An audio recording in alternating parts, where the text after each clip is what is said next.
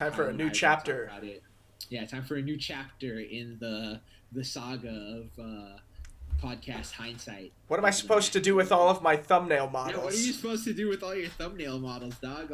God damn it. What are you supposed to do with all those Grogus? There's nothing we can do anymore with them. Nah, it's But yeah, everybody, welcome to to Project podcast Hindsight. Hindsight. I finally got it right, dude. I finally got it right. We have Project Hindend. a doozy of an episode. This is going to be the last Mandalorian cast we have for a while. Next week we'll figure out what we're doing next week, but we told you guys we're going to be doing Mandalorian for a while. Once it's done, we're going to change it up. But this one's, oh my God.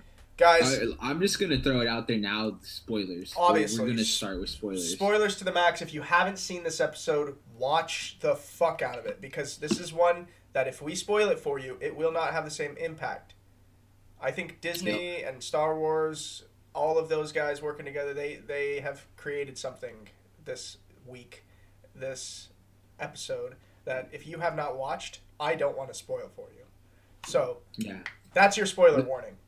This is an episode, like, just to rewind really quick. Like, with Ahsoka Tano, we knew she was coming. Like, it was heavily hinted. We knew it was going to happen this season.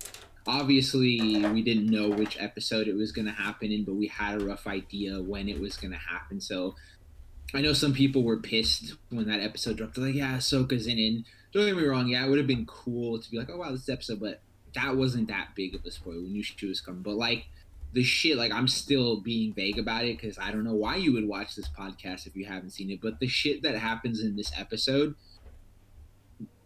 maybe there's, like, one thing that I think was sort of hinted at. But for the most part, like, the shit that goes down in this episode has not been really hinted at or foreshadowed at. So this is going to be one of those jaw-dropping moments for you. So if you haven't seen it, just fucking go watch it.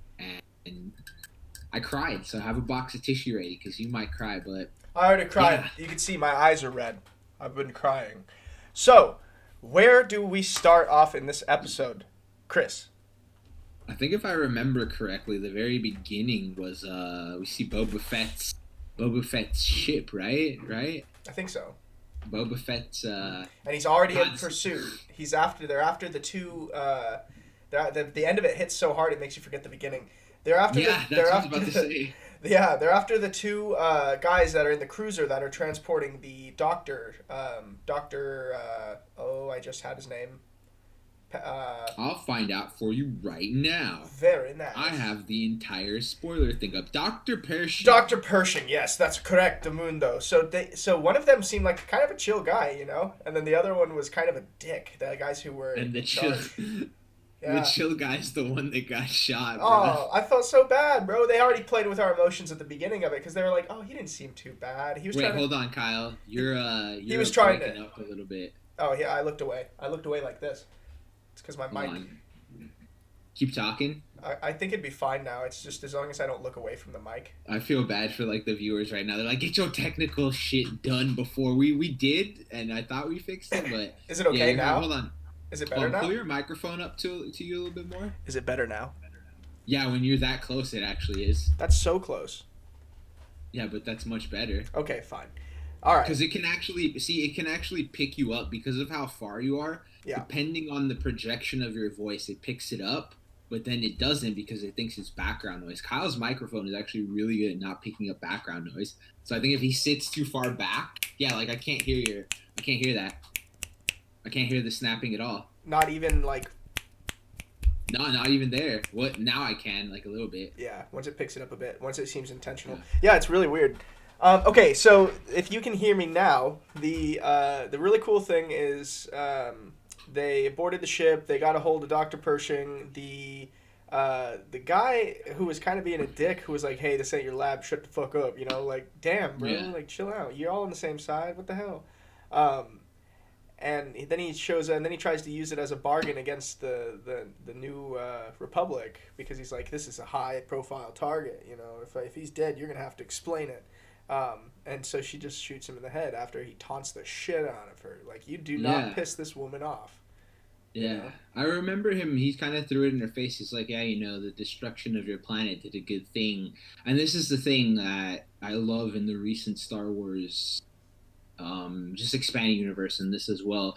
They keep playing with the fact, and we saw it last episode. That remember, to the Imperials, they are the good guys in their story. So when he pitches it at her, he's like, "Yeah, with the Death Star, we were able to get rid of terrorists. What Cara Dune and what the rebels were doing in the Imperials' eyes, that was terrorism to them." So Right. he definitely struck a nerve in her, dog. That was intense. Well, she struck a nerve in him too, because he also said, he's like, "Do you know how many millions died when those Death Stars blew?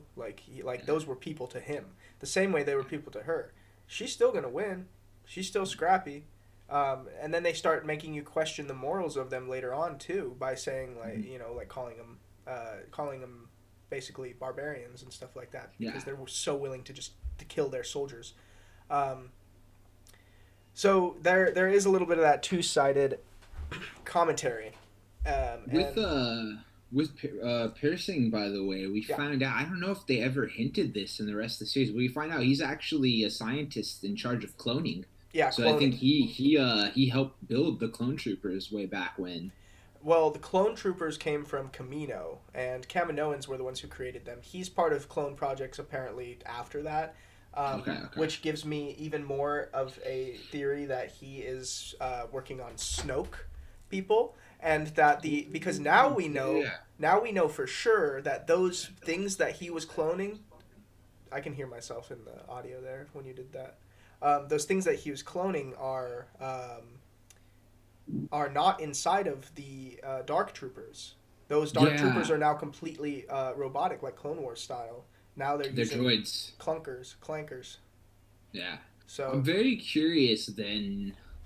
I have a feeling my thoughts when we saw those things in the test tube, I don't even think they're related to the Death Troopers. I think legitimately those are Snoke. Snokes, yeah, and that's why I'm getting ahead of myself, but that's why Moff Gideon was like, "Yeah, we just need his blood. We've done all we need." Like I think little Grogu is a Snoke's daddy.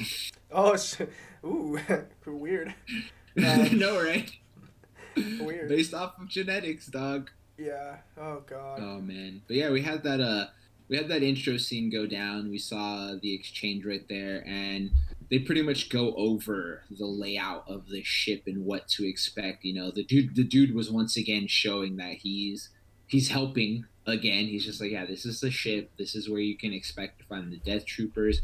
This is where Grogu is being stashed away. Like, he seems like a good dude at this point. Like, I can confirm, he seems like he's a pretty good. He does seem like he wants to help out. Like, he knows that it's the child and that he doesn't want to hurt a child. And apparently, neither does Moff Gideon, dude. Like, he doesn't want to actually hurt him. So, I don't know. I could agree with that. We'll when we touch base on that one, for sure we can get there. So the next scene, yeah, that was the opener before the credits. The next scene was fucking amazing when they walk into the cantina, dog, and you just see Boba and Mando standing side by side. Like, imagine. So let's role play right now, Kyle. Imagine you and me. We're in that fucking bar right now. We're just sitting. We're just like riffing, whatever.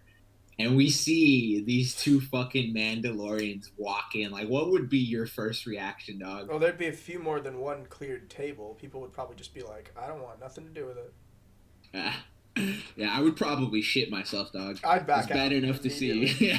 There's already two sitting in there. There's already two already. So, and they came in with their helmets off, just taking a drink. So obviously people were already probably on edge. And they're like, two more walk in, two big old fucking dudes, like, clunking in there with their armor.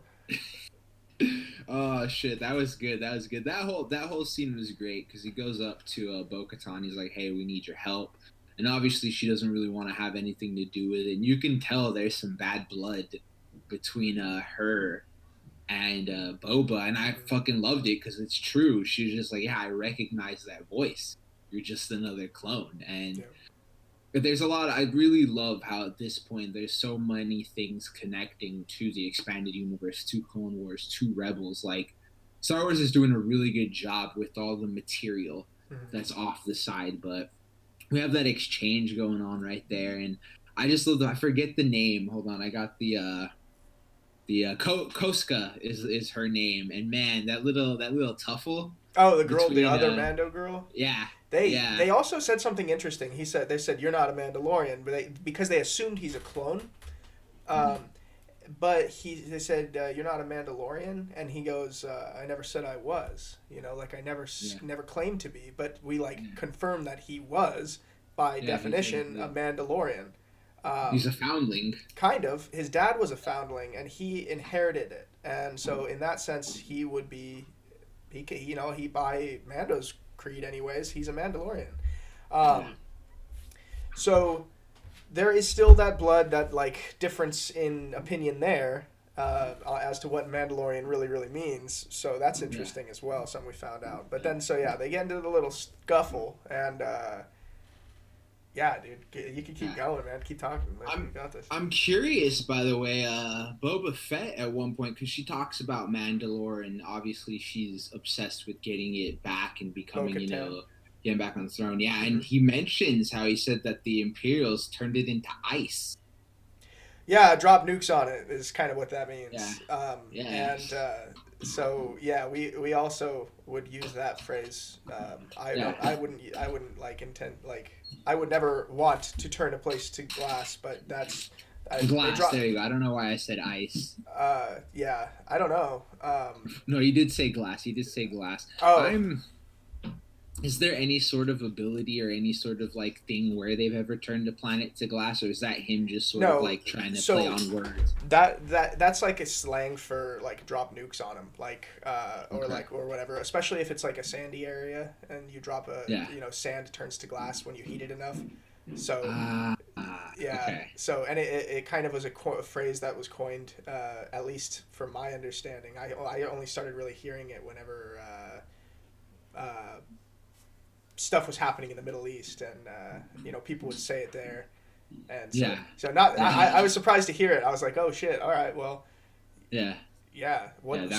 I'm curious, what does Mandalore look like right now? Is there even a Mandalore anymore? Yeah, is there a place to rule? yeah, that's big. But so finally, they have their scuffle, and Mando pitches to her. He's like, yeah, I need your help. We need to get the child. We know where Moff is. And obviously she's extremely invested in the Darksaber. So the minute she knows where Moff is, she knows that's where the Darksaber is. So she's finally on board for it. Because if I remember correctly, he mentions, yeah, I need the child. And she doesn't even care. At that point, she's just like, that's fine. You can go do that on your own. But once he mentions Moff Gideon's there, she's like, oh, my Darksaber is there. Then I need to fucking go up there right now. So they gather the crew. She said something important. She said to all of them, he will surrender to... She's like, I don't care what happens to him. He will surrender to me. Because she knows what the Darksaber... Hello! She knows what the Darksaber has, and what the meaning behind it is. And so it's... we learned that later, actually. I can't wait to fucking... Yeah, a lot of people already knew that. If you've seen Clone Wars and stuff, and you know about this lightsaber in general... But yeah, so they all decide to team up for a bit and then go after our good sir. Yeah. But they do it in a very fun way. I thought was really interesting. That was a fucking great scene, bro. So we see Bo-Katan, Mando, Fennec, the rest of them in the Imperial ship that they stole, and Boba Fett's right behind them. And pretty much the plan is they know where it's at, and Fett's gonna engage them. He's gonna make it seem like he's getting ready to try and kill them, and they're gonna need to make an emergency landing on the ship. And man, that whole exchange was wild, dog. What did you think about it? The exchange between when so remember they make the jump to hyperspace, and then once they break out of the jump, he starts firing, and so they said to make it look realistic. He made it look fucking realistic, and you can already start feeling yourself like, oh man, this is an intense situation. They're going to try and sneak on board this way. And then the interesting thing is they're going in the way that the TIE fighters go out, so they're blocking the ability for them to launch more TIE fighters after Boba Fett. It's very smart. So they land, they come out, and they immediately start the assault. Immediately. No fucking around. They push their way through there, and they're like, you gotta block, oh no, shit, you gotta get out of the way, we gotta launch more TIE fighters. But that was really smart. That was a really good way to do that, because they weren't gonna fire on their own ship, Yeah. I like how it goes down. They break down prior to that, like how they're dividing teams, and Oh, right. Din is just like, yeah, I'm gonna go alone. So Din splits off, and we see. I thought it was badass. We see 4 badass women just Yep. completely go into that ship and just fucking clean house. My favorite scene is at the start where they go in that hallway, right, and they Mm-hmm. can see the bottom where it leads into space, and they make it through the hall, and then the two Mandalorians, Bo-Katan and God, I'm already blanking out on her name. Hold on, let me pull it back up. I just had it a I know, second you just ago. said it, and I'm like, what is it? Bo-Katan and Koska. Koska. Bo-Katan and Koska. They dip. They like fall off to the side. They have jetpacks, so they don't care. They're not Right. gonna fall off. They go through the hallway, and the stormtroopers think that they have them cornered, and then just whoosh, they show up with their jetpack and just start blasting. Nice and That was fast. yeah, Dude, yeah, watching those ladies plow through there, that was a really, really cool scene, for sure. yeah. Yeah, and they take the whole bridge, man, all the way through. And then, so, yeah, they made it to the bridge, and guess who wasn't there? Moff Gideon. Where's Moff Gideon? Gideon. Of course, being a fucking dirty little hoe. Yeah. We'll say hoe. Yeah, yeah. Being Yeah, a dirty little hoe. Is there something between there? I do want to mention, I really like the part where, because Kara is known for using really heavy fucking Oh, yeah. weaponry.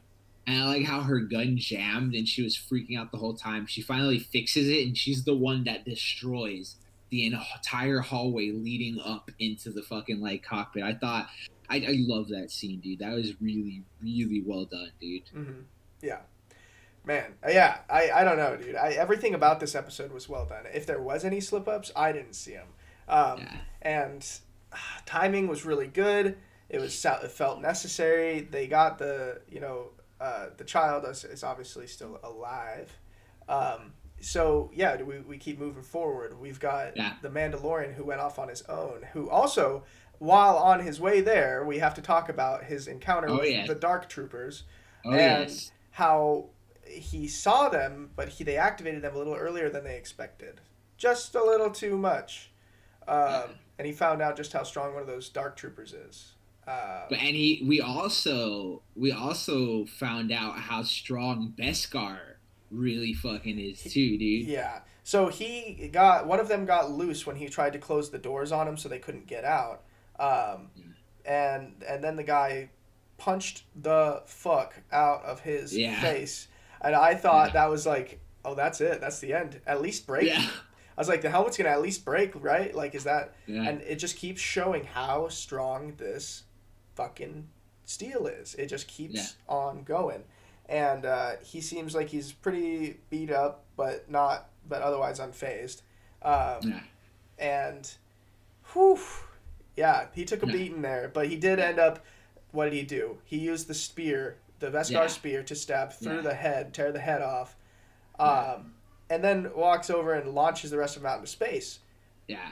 I knew, like, he dropped the spear at first, and the entire time, once I saw him get bashed in and he didn't fucking, like, die, I was like, dude, he has to pick up that spear now. Mm-hmm. And when he picked up that spear, dude, he fucking just whoosh, and I sat there, I was like, man, Beskar is fucking just... That's some shit. That shit's powerful as fuck, dude. So he wrecks the dude. He ejects them all into space, and he finally makes his way to your boy Grogu, where somebody's waiting for him with I was waiting to finally see more of the Darksaber, man, and this is where we finally got. I like to state, by the way, I forgot to mention it, that Bo-Katan earlier in the episode, she foreshadows this moment.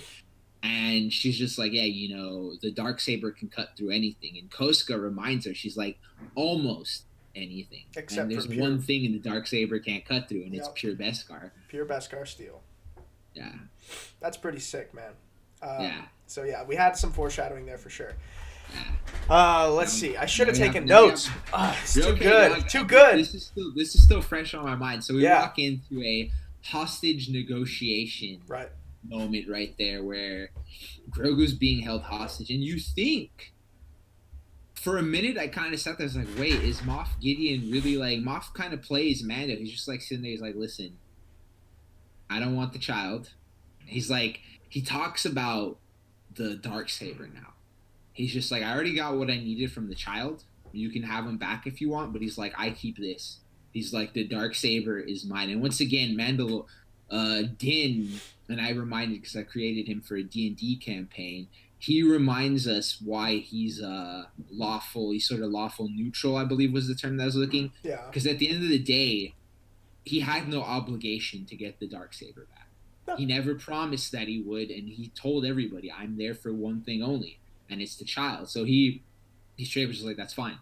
You give me the child, we're good. If you want to keep the fucking Darksaber, I could fucking give two shits about it. So yeah, he didn't want Mandalore, man. He didn't even know. He didn't even know. He didn't know because Moff the entire time is stressing. He's like, there's more to this than you think. He goes, with this saber comes power. Yeah. And to the average person, like even to me at the start, I was sitting there, I was like, oh, to the average person, like it's Darksaber. It's fucking probably way more powerful than any of the lightsabers combined. So yeah, it does come with power, but I forgot. This is actually something I knew because I remember when the Darksaber first got debuted last season, I wanted to research lore behind it.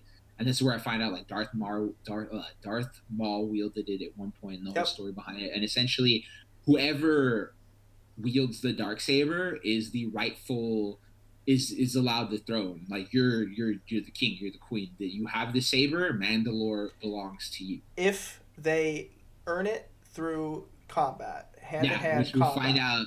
We find out later. I can't wait to get to that fucking part, dog. But let's talk about the moment that I was waiting for, because we knew it got foreshadowed during the Ahsoka fight. But I remember, I think it was last episode, where I was like, we're gonna see Darksaber versus Beskar Spear, and we think Mando's about to walk out, and what happens, Kyle? Well, he does exactly that. He beats the fuck out of him. They beat the shit out of each other. Let's be real. And we got to see that he got slashed the shit out of him with that thing. And you got to come on, man. He's got armor in certain places. I was like, he's got to have some cuts under, like in places that there wasn't any armor, you know. But he really, that armor, I guess, just absorbs all types of blasts and things. But yeah, so he's fighting him. He beats the shit out of him eventually, and then makes him surrender. Dude, now he's got it, man. Yeah, that was.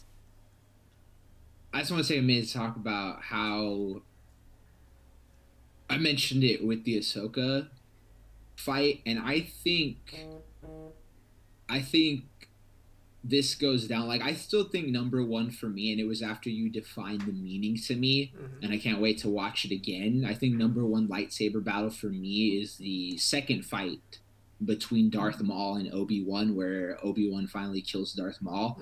I think that to me is probably, it's hard, I have to digest all these, but I think that's probably the best lightsaber battle, just because of the timing, the pacing. Like, you always see, especially like Duel of the Fates in Phantom Menace, you always see these long ass drawn out lightsaber fights because we think that's what people want to see, just but that fight was just so well done. And in Mandalorian, the two fights that they give us with lightsabers, I agree with you, they're not lightsaber duels, but the two fights they do give us with lightsabers, they're not super long, and they're very well done. Yeah. They're very, very well done. And this was one of those, because we see Mando shows us that he's very skilled in all forms of combat. And I know you were mentioning you thought he was going to get cuts, and he didn't, because he was so smart with the use of his spear and his armor. Like, he was blocking with the fucking forearm pieces. He was getting hit in the chest. He was wielding the...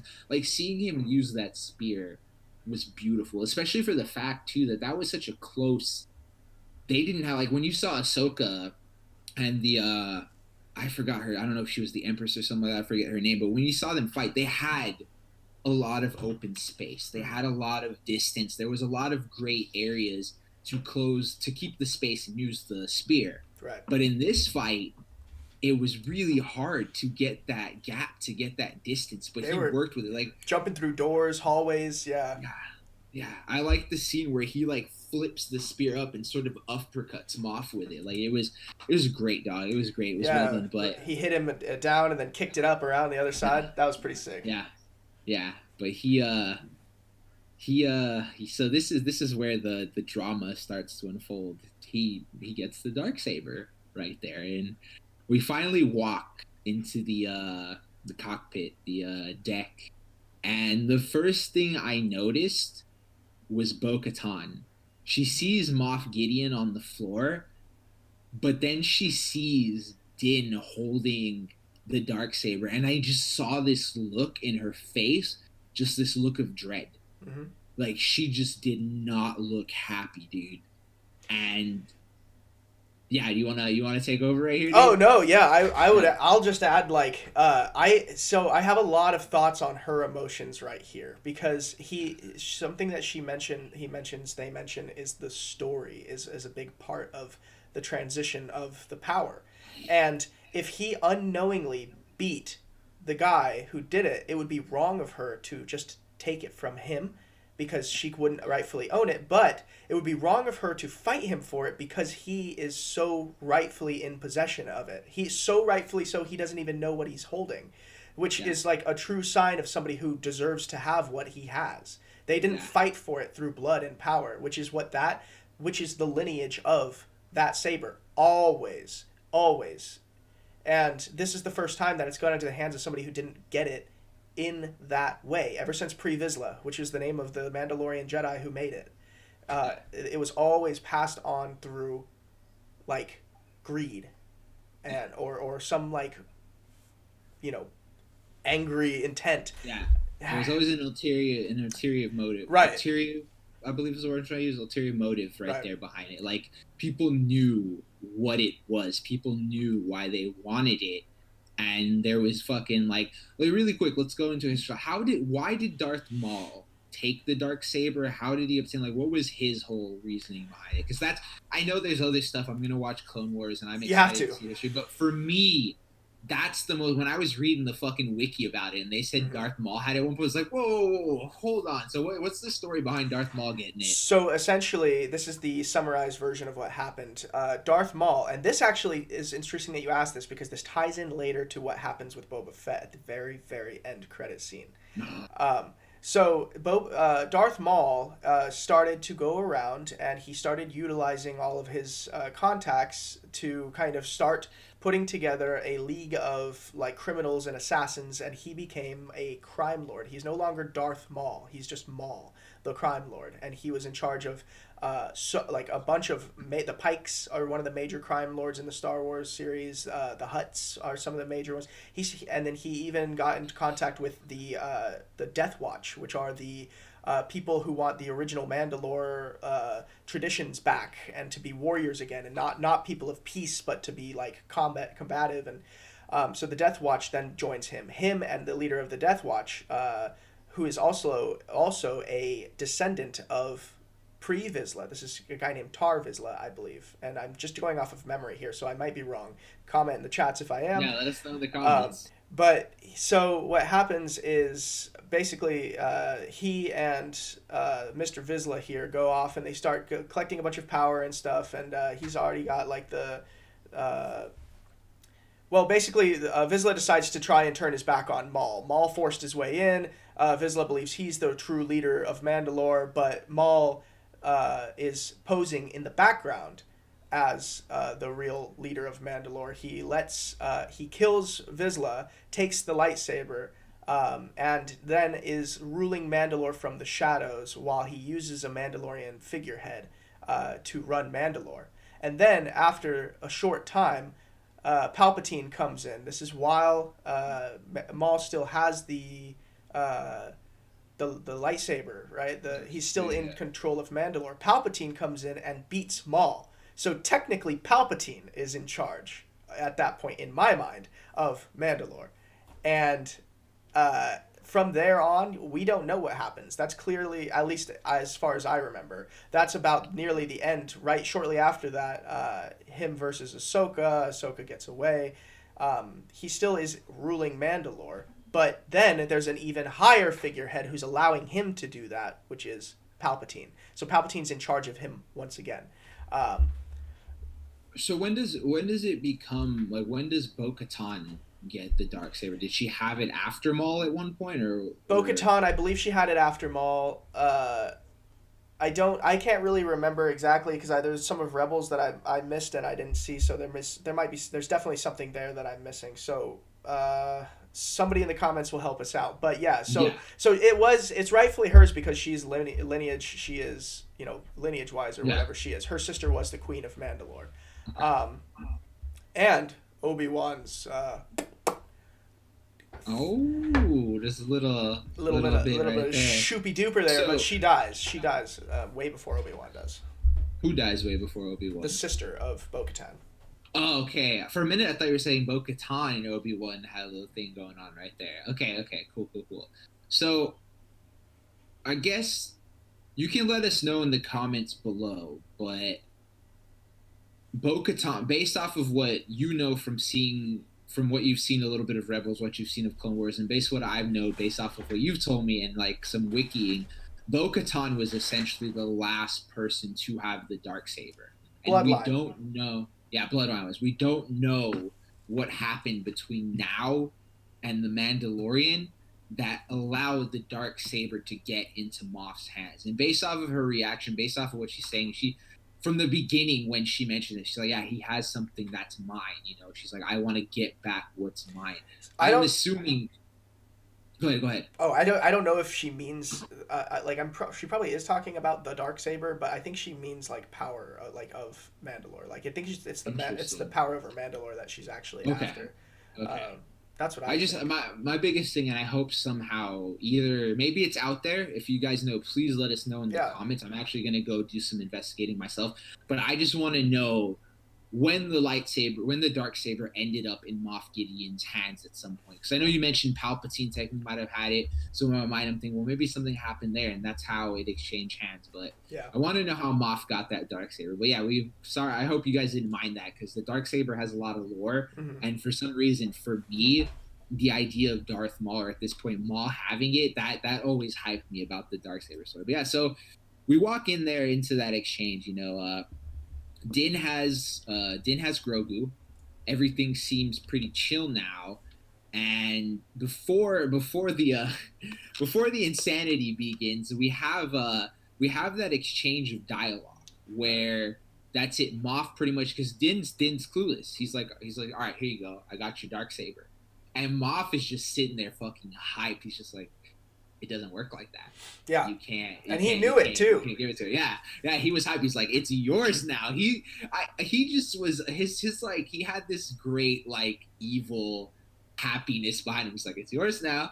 It can't do nothing about it. You beat me up. You got it. Now it's yours. And like, I just love the like innocence might be the word, the cluelessness of it, where he tries to hand it to her and she looks heated. She just looks disappointed, and he's just like, again, in order for her. That's where I saw those emotions, yeah. Yeah.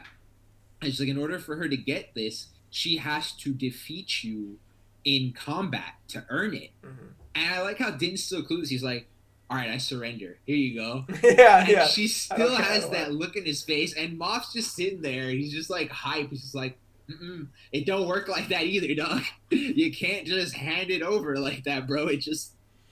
Darksaber's yours. Yeah, it's yours now. So something that we predicted earlier on in our podcast was that he's going around and he's collecting those little bits of Mandalorian metal, and now he's got more of it, and he's got a very important part of it, and so he's got everything, man, and nobody's gonna want to fight him for it. He's insanely strong. Like, if he did fight people for it, they would lose.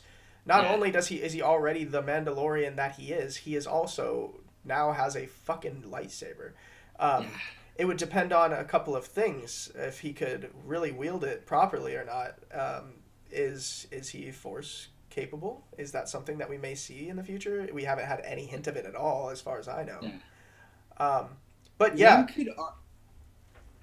I just want to say, one could argue that he might possibly be, this is me throwing it out there, you guys can let me know what you think in the comments, one could argue that he may potentially be Force sensitive just because of the connection and the link between him and Grogu, because at one point you can tell he's starting to feel Grogu, he's starting to understand Grogu even though Grogu can't speak to him, and Grogu does have this connection with him, and we don't obviously we don't see Grogu interact with a lot of people, but besides Ahsoka, we never really see Grogu have that sort of vibe or that sort of connection going on. So Yeah. he could possibly force it. We still don't know who Din's actual parents are. We don't know the history behind them. We don't really know the background, what the lineage is going on in there. So We there is do potential. we do know that other than any force connection, we do know that it's a very fatherly, very parental connection. Yeah, And yeah, this scene that you get to see is a very sad taking yeah. apart that he may not see this guy maybe ever again. Let's Why this is important is because yeah, in Jedi heritage, Jedi history, this is what they did. They took them away from their parents, yeah, from yeah, their and it's sad yeah, and it's not yeah. cool. But in this case, it's Hold on, like hold on. needs to be done. Yeah, yeah, but so you mentioned taking away from his parents, so we gotta rewind a bit because there's a reason why Kyle is sitting here going, yeah, he gets taken away from his father. So we have the exchange about the dark saber. We have that moment where he's clueless. Now, Kyle, you mentioned it earlier. What did Mando do to the Death Troopers? Oh, oh yeah. Well, he launched him out the back. Oh shit, yeah, I forgot about that Yeah, whole he scene. launched them out into space, dog. But what Yeah. did we learn about the Death Troopers? Well, we saw it when they went to pick up little baby Grogu. They can fly. They can shoot around Yeah, in space after they've been yeah. activated. After they've been Yeah, they're activated. droids too. So it's like Right, they're in droids. in our mind, we're thinking he yeeted them out, they're gonna die. But that's if they were stormtroopers or actual humans. Yeah. They did a good job in that moment making us forget that they're droids because they're just like, yeah, something's coming at the ship, and they're just like, what is it? They're like, there's no life forms detected, Hmm. and then all of a sudden it's like, oh shit, dog, this the Death Troopers, they coming, bruh. Yeah. Yeah. And they show up. They start beating the shit out of that door. It was like time's Yeah, running out, man. And then you see, yeah. I see them standing there with their guns out, and I'm like, dog, all you have to do is stand there, like have everybody hide around the corners and just chop their heads off as they walk through. Like Yeah, literally all you have to do. I But think Moff may have been underestimating them, or he could have been smart, but he sat there. He's just like, in his mind, he's just like, there's no way this group of people can take down these Death Troopers. And I personally agree because even with the Beskar, I mean, still with the dark saber, there was possibly potential, but we don't know how well he can be. But even with the Beskar spear, Mando was still like he got pretty fucking wrecked he just had a going hard up time. against one of them. Yeah, one of them. But I want you to talk about this scene right here Oh, because I feel like I see the brown Jedi robe back there, and I feel like this person might be your favorite. But before we say who it is, obviously we mentioned spoilers, but I want you to walk through this scene because what happens? What do we see all of a sudden? The Death Troopers are there. We think everyone's fucked. And oh, wait, we're getting a little bit of cutout here. Wait, we cut out. Okay, we cut out all that wait, with hold on. everything that just got Oh, said. The Death Troopers, and then it all cut out. So oh this wait. it's suspense. They still don't know in the recording. They still don't know what Oh shit. happened because you What cut out completely. what was the last thing I said? The Death Troopers. We don't know. Tensions high. And then that was it. That was all we got. And so basically, what happens?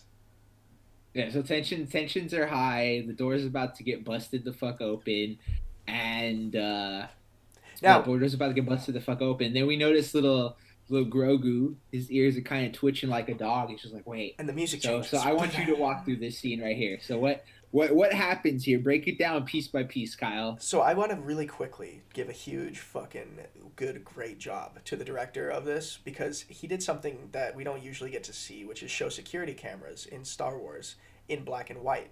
So when we see what we see, we can't tell what the colors are.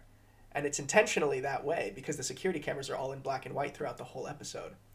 And then you see something on the radar, something's approaching, and it comes in, and it's an X-wing. And a lot of people, including maybe my girlfriend, potentially at first, thought, "Oh, the New Republic is showing up. They're gonna get some help," or something like that, you know. But I'm looking at And this ship. Fennec's like, oh wow, 1X-wing, Yep, big whoop. yep, great job. Thanks a lot, New Republic. And I am looking at this X-wing, and something's familiar about it. And I'm like, this doesn't have any like New Republic markings or anything on it. You see Baby Yoda, and the only little hint you get that something's going on is a slight music change. But I immediately could feel it in my balls, man. I could feel it in my heart. My throat started hurting because my heart started beating so fast. I wanted to cry, man. I was so excited. I was like, no fucking way. I knew instantly what was going on. But there was a little bit of dread, a little bit of I was like, they can't be doing this. There's no way they can do this. No fucking way. And he jumps out. I see the silhouette. But he turns a slight corner there. I'll say he. That gives you first hint who it is. He turns the corner, and you see his belt buckle. And I know this cosplay costume from head to toe. I would love to have one day. And I see the belt, I see the cape, I see the silhouette, I see the type of cape, which is important because it doesn't have arms. And I knew instantly, before the lightsaber was pulled, who this was. So he pulls out a lightsaber, and he starts to, you see him in the cameras, and you see a little bit of flashing. You see here, there, smoke, there, boom, bam. Things are getting destroyed. Fucking dark troopers getting slashed left and right, carelessly, easily, like bread through butter. It's amazing. And you see him go through each room, getting closer and closer. You see him crossing the bridge, the quarterdeck, to get to the command center. He slashes through these guys. They stop pounding. They go to turn around. Before they can even fucking get him, he slashes through the last of them. And then he's just standing there, waiting for them to open the door for him. And they go, he's like, open the door. And we see, through the fog, when the door opens, a green lightsaber. A beautiful emerald green lightsaber. And a guy walking through. We actually saw the green saber before that. Yeah, we did, but if you want that awesome image, you have to go watch it. Yeah. I'm giving you a summarized version. He walks through. the what happens in that scene cannot be talked about in words to describe the feeling of who it is. Yeah. Because the history behind it. To be able to see this on screen for the first time in our time is such a cool thing. Because we haven't had this kind of emotion since the original Star Wars shit. So it pans up, and you see your boy, Luke motherfucking Skywalker, looking young, looking beautiful, looking sexy as fuck, sounding good, looking good. I thought at first, I was like, it has to be Sebastian Stan as a double. I thought it was. I thought about that at one point. But then as it was going, I'm kind of like, damn, it just looks too fucking good. And I guess they just de-aged him. They did whatever they did, but they did a damn good job on it. Keep talking, actually. I'm going to read about that really fast, see if I can figure out how they did that. Yeah, so he walks in, and they open the door. He opens the door for him, and he's just like, they're like, oh, you're fucking crazy. You're letting that guy in. And he walks in, and they have this exchange. And we'll talk a little bit about the exchange. It was very sad, but it was also, like, happy. It was amazing. But it opens up some incredible possibilities into the extended universe. Really quick, by the way, it's actually, they used the body double. His name is Max Lloyd Jones. Okay. And not Sebastian Stan, although apparently people else was. They used the body double by the name of Max Lloyd Jones. And then, yes, it was a CGI over the face to make him look like young Mark Hamill. That's awesome, though. So this opens up doors into the extended universe that we haven't had yet, and things that we are going to be able to pull from the movies that are in the future as well. We're talking about a timeline where young Luke, young Leia, and her daughter, the princess, my princess, I have forgotten your name, Leia's actor. Oh, fuck. Carrie Fisher? Carrie Fisher.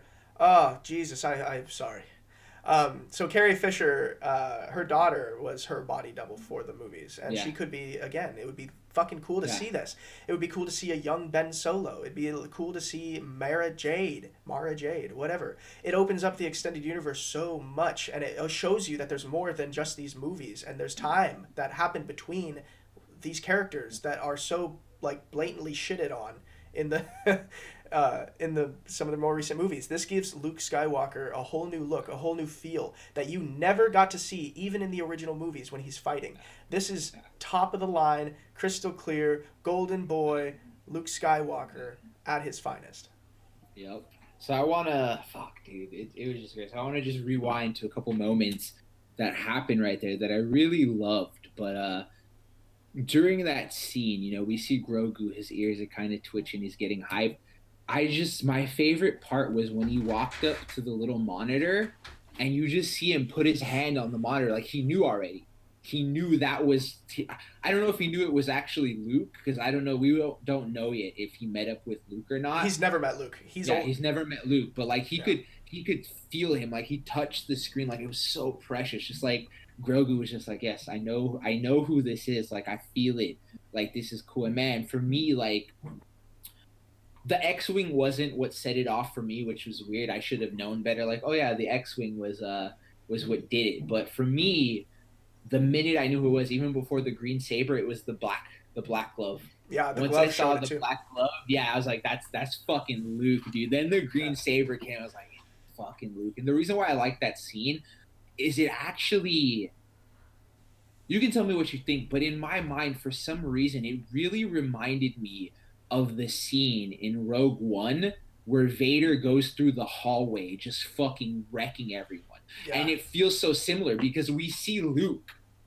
I don't know if it was necessarily a force choke, but we see him just grab this dude and grab the fucking Dark Trooper and fucking fling him across the room. Yeah. We see him just cutting and destroying. To me, crushing him like a fucking can. Yeah. Oh. And it's fucking it gave me so many vibes from that scene with Vader just destroying. And I thought it was cool because Vader at that point in time was, he was dark, he was evil, he was Sith. And now we have Luke, who's essentially on the Jedi side. And I feel like Darth Vader's dead now. Yeah, Darth Vader's dead now. But I feel like I want to play the two scenes side by side because I feel like it really was a tribute to that hallway scene with Darth Vader in Rogue One. And this was essentially the Force side of it. But no, like they were sitting there, they were freaking out. They didn't want to open the door. They were all scared. And fucking Mando's like, nah, dude, fuck it. He knew it was good. He opened the door. And I just love the exchange because he takes off the hood. Obviously, everybody's fucking losing it. And then the first thing he does is he looks at Grogu. He's like, I think he either says, hello, little one, or something like that. Like, he's just like, he comes through there. And the exchange was just, was it at this point or was it before? Because Moff Gideon hid the blaster and he tried to, I think that was before. He shoots Bo-Katan. And at one point I thought like, oh shit, I think he just killed Bo-Katan. But he didn't, obviously. Was it her or the other girl that got shot? No, he shot Bo-Katan. Oh, okay. Bo-Katan got like knocked down. I can't remember if that happens in between, but I just thought that was funny because in my mind I was like, oh shit, Bo-Katan might have just died. That happened before. I think that was happening this couple. But yeah, he comes in there and it's just, man, that moment, dog, is just. One of my friends said it on Facebook, and not even the episode. I feel like that moment is better than the last 3 Star Wars movies combined. Like, I have to pour my honest feelings. Out of the 3 new movies, I still really loved The Last Jedi. Mm-hmm. I know I'm in the minority of it, and it's fine. I know people think I'm stupid for it. It's okay. I really love We all have opinions, Jedi. But, like, I thought the 3rd movie, Rise of Skywalker, was just... I'll watch it again. It's kind of enjoyable, but there's still a thought in my mind like, this is trash. And I just watch it. Oh, we're cutting out again. Everything you're saying right now is completely just... Say it again, because you just cut out. Yeah, no, you cut out too, so everything you just said there is going to be like a mystery. Oh my god, this is weird. I pretty much said that I did not like The Rise of Skywalker, and I think I just watched it to understand Star Wars lore and keep that story fresh in my mind. But this episode, that moment, to me, it was much better than the last 3 Star Wars movies combined. But it made you feel Star Wars, bro. That's what Star Wars feels like. Yeah, I fucking felt emotion, dude. Like, I felt things, bro. Like, so that moment was really touching. You mentioned how it's just like, yeah, that's what the Jedi do. They take the children away from their parents, and which is sad, but you see there's a reason for it this time, which kind of gives a birth to a new type of Jedi, kind of. And then it leads into new questions because we can talk about this now. Ben Solo, how old is he? Where is he? What's going on with him? He's probably a young child. Are we gonna see? Is Grogu one of the students of Luke that Ben Solo obliterates or whatever? Does he kill? He kills all the other. I think I can't remember if he kills everyone. I know when Luke was about to slaughter him, he got up and he fucking busted out and left. But I know you want to speculate about things, but let's talk about this scene because it's probably one of the most. Part of it is heartbreaking, but part of it is heartwarming. But he Mando's just like he doesn't want to go with you. Like he's mentioning to him, he's like he doesn't necessarily want to go with you, and he mentions to him, he's like, you don't understand. Like this child has a lot of talent, he has a lot of potential, but if he doesn't have someone to teach him, it's wasted. Mm-hmm. And I just it broke my heart. But just to hear Luke, because Luke obviously can understand Grogu. Luke goes, it's not that he doesn't want to go. He wants your permission. Mm-hmm. And that's what fucking like punched me in the gut and punched me in the heart. I was like, oh shit, dude. So, Mando looks down and he's just like, I felt like in my mind, I was just like, he's in the helmet right now and I can tell he's heartbroken. Maybe he's like crying, dude. And this is fuck, dude. I feel the tears. This is why this episode was good. This is why this is Star Wars. I'm feeling something right now. Yeah. But fuck, dude, when he picks up Grogu, dog, and like, fuck, dude, I might start crying. It's okay. It's okay. I got you, man. When he lifts up his helmet, like everybody's there, dog. Everybody's gonna see his face, but he doesn't care. For once before Grogu, like he doesn't know if he's ever gonna see Grogu again. He takes off the helmet and lets Grogu see who he is finally. You're cutting. So he gets fuck, dude. Am I cutting in and out? It's getting a little bit wild. Your connection may be a little bit bad for some reason. I don't know, dude. I'm having the same thing happening with you. It's weird. Sorry to everyone watching this if it's a little shaky. For some reason, Discord is giving us a little shit. But I'll just rewind. Like, he takes off the helmet, and it was so precious. Like Grogu like touches his face, and he just sits there, and you can tell Grogu's like happy. But it's just, it was such a heartbreaking moment, dude. Like you could see his eyes were already wide. Like.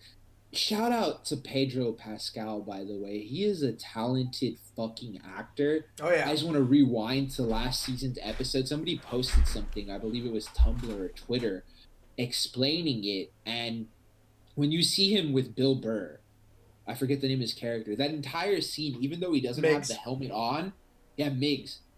When he's looking at Miggs, he doesn't look at him through his peripherals. He moves his entire head to look at him.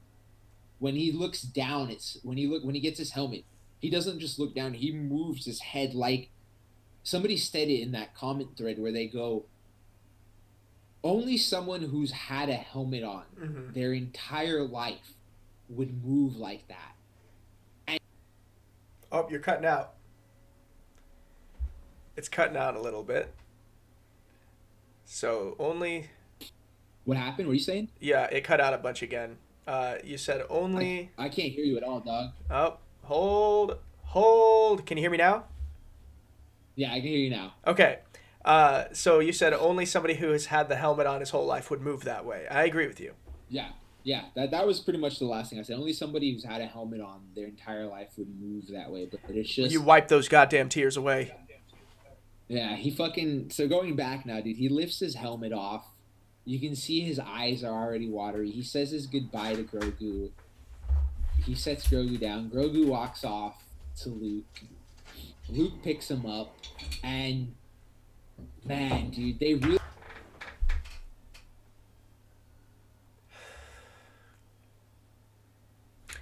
So, it's cutting out a bunch. See the tears in his eyes. Huh? Perfect, you're good. You can see the tears. Yeah, you see the tears in his fucking eyes. You can tell, like, he's a fucking great actor, but you can tell he's heartbroken. He's just like, fuck. Yeah. I don't know if I'm ever going to get to see this kid again. Mm-hmm. And for me, one of my buddies, he had a sort of cynical view on it, but he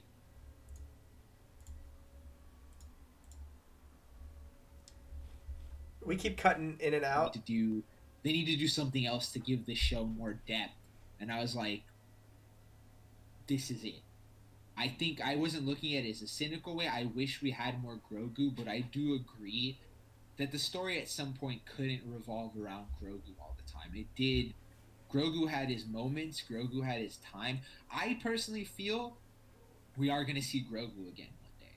Yeah. I don't think it's going to be next season, but I do think we're going to see Grogu again one day.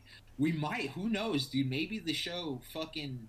We'll get into it in a second. Disney surprised us with the fucking post-credit scene announcing a fucking another show to their line. But we could see a fucking show with Grogu and his training. Who knows? But that's where the main episode ends. We'll go. We can actually go. So the episode ends. You know, they have that touching moment. It's really sad, and I knew they weren't gonna do anything else. They were gonna cut and hit the credits with fucking Din having his heart fucking broken. But it was great. Now, I want to go into theories and everything, but we gotta touch the scene, dude. We fucking see that was Jabba's den, right? That was Jabba's palace on Tatooine. Yeah, that was Jabba's palace. I don't know who the fuck the guy was, but we see Fennec walk in there. Oh. She's fucking people up. And I'm just like, oh, that's interesting. What's Fennec doing here? Yeah. Then we see Boba show up, and Boba just fucking dusts this dude. He fucking throws him off the... Oh, go ahead. Oh, go ahead. So it's important. Everybody you're talking about who is here, who's important. The man sitting on the chair is important. We have seen him before. You've seen him before. Okay, walk us through. Yeah, walk us through. So who are all these people? Yeah, so when you first walk in, the people that they kill, you know, like the rando, like aliens and stuff like that, you obviously see that there's chained up Twi'lek, which is reminiscent of every way that Jabba was ruling things. And then you see Bib Fortuna. And Bib Fortuna is this character's name. He has been the right-hand man of Jabba the Hutt. He's been the right-hand man of Jabba the Hutt for a really long time, but he assumed the role when Jabba was killed and nobody took power. So he has been in control since Leia killed them on the barge, and he survived that as well. So that's actually a huge thing. The fact that and then he watched Boba Fett get thrown into the Sarlacc pit. I'm pretty sure they were told that he was thrown into the Sarlacc pit that day, the day that Jabba died. He even tells Boba when he sees him, he's like, "Oh man, I thought you were dead." Right, exactly, and he's like, so he's kind of just trying to play it off cool. But the interesting thing is that it looks like some time has passed, and Bib Fortuna has had this role for a while because he's a lot fatter and more Jabba-like than he was whenever we last saw him. But anyways, I will let you continue, and then I'll explain what happened there. Yeah. But yeah, go for it. Yeah, so we have, it's pretty much almost right. We have him fucking destroy him, so Boba fucking sits on the throne. I thought Fennec's moment was pretty badass. She picks up that, I don't think that was blue milk. I think that was just some kind of alcoholic beverage. She just fucking sits next to him on the throne, kicks back, she takes a sip to it. And I'm sitting there, I was like, what does this all mean? And then fucking Disney, being fucking Disney, you just see it flash on the screen, the Book of Boba Fett, coming December 2021. I'm like, wait, what? Yeah. And at first, so I had to Google really quick, because there were a lot of people spreading rumors saying that the next season of The Mandalorian was going to be all about Boba Fett. I was like, that's unreal. Like, especially after seeing the end I don't know about credits. That. Yeah. Oh. Hold. The credits. Oh, hold on. Give it a second. Confirmed it. There's another fucking... Huh? You're good now. You're good now. It just was cutting out a little bit. Oh my god. I'm sorry for the connection issues, everyone. I'll try to go in and cut it out.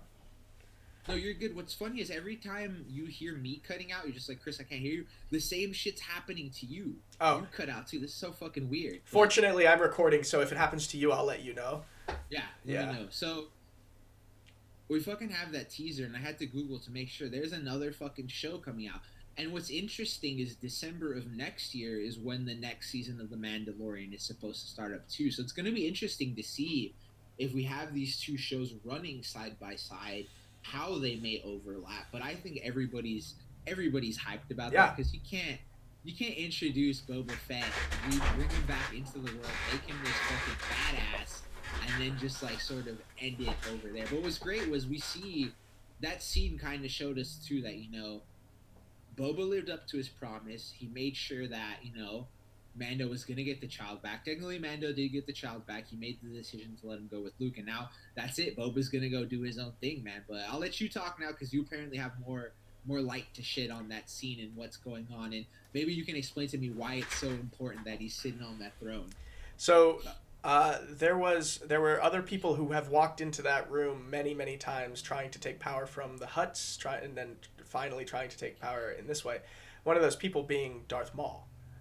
Darth Maul's walked in there on his way to conquer Mandalore when he became a crime lord, and all of these crime lords were working for him. So what this shows, especially with that last scene that was just so like a very cool, powerful like image, is you now see the new crime lord of the galaxy, Boba Fett, sitting there. This isn't just I'm sitting in chair. Boba Fett was back a couple episodes ago, but now Boba Fett is fucking back, dude, and and he's not fucking around. He's in charge of. Now he has taken everything that was left behind of the Hutt Empire, and everybody who served them. So you now see that Jabba did have ulterior motives. He had another plan, but he didn't involve those who were innocent in it. He had something else going on the side, and he went off immediately when he was ready, and took his rightful fucking place, dude, on Tatooine. There is. It's pretty much it's fucking Jabba's fault that he lost the armor. It's Jabba's fault that he got into that Sarlacc pit. It's Jabba's fault for sending him on that shit. I'm sure he had a fucking grudge to go. But this opens up a lot because the crime lords of this galaxy are nearly as important as the Jedi and the Sith and the politics. You need to know about them. I'm very interested to see. I'm very interested because you mentioned crime lords and crime. I'm very interested to see what's going on because we do see, and once again, this might too just be because like Din and the whole idea of them being lawful neutral, that sort of thing. Part of me is just like, did he do this because he sort of had a heart? But at the end of the day, it could be that he just helped them out because it was his end of the deal. I want to see what type of person Boba Fett is now. Is he going to be a quote-unquote villain? Is he going to be this crime? Is he going to try to clean up the whole crime organization, the crime lords, that sort of thing? Like, what is his angle going around? And what is Fennec going to play? Because we know Fennec now. Fennec side by side with him. Fennec, he's the reason why Fennec was alive now. Mm-hmm. Well, you open up a lot of questions, and we're going to find out a lot of stuff because there's a lot more coming, and I can't wait to cover all this stuff too. It's going to be a lot of fun. So now let's go. Here are my predictions for season 3 of The Mandalorian. Grogu's gone. We have that entire story arc closed. Ahsoka's having her own show, so we don't need to start to go, oh, are we going to see her again? I don't think we're going to see Ahsoka again on this show. Maybe a crossover, if it has a crossover episode into her show. We still don't know if Ahsoka's show is going to be before Mando, during, after, whatever. Boba Fett's going to be in his own thing. Maybe it'll intersect. But I think what we're going to see now, we're going to find out, one, what happened to Mandalore. I think we're finally going to see Mandalore. Yep. Number 2, based off of what you told me now, like, part of me was thinking we're going to see a showdown between Bo-Katan and Mando.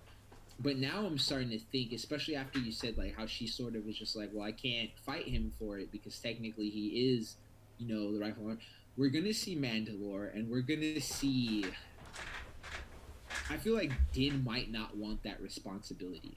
Because he was already so nonchalant about the dark side. Like, here, you can fucking take it. Like, I don't care about ruling Mandalore. I don't care about having this fucking dark saber right here. Like, none of this means anything to me. But I think that might be the direction the story arc goes to. We know now, especially after he took his helmet off in that room full of people, we definitely can tell he's no longer about the way. This is no longer the way.